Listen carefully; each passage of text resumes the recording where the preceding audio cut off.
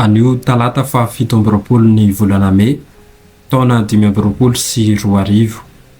Evanjely Masina nosoratan'i Masindahy Joany, nalaina tao amin'ny toko 412, andininy 5 tapany 2 hatramin'ny 11. Raha tsy mandeha aho dia tsy ho avy aminareo ny mpanafaka alahelo.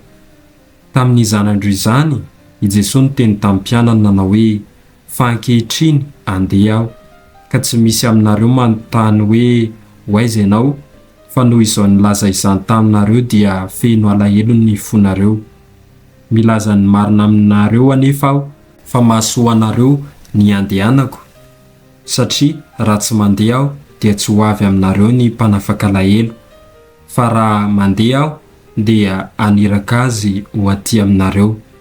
Ary rehefa tonga izy dia handresy lahatra an'izao tontolo izao, ny amin'ny fahotana sy ny amin'ny fahamarinana, ary ny amin'ny fitsarana.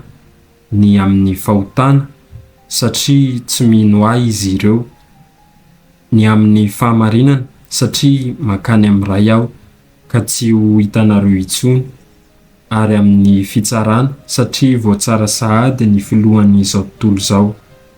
Izany ary ny tenin'ny Tompo, derany eo anao ry Kristy.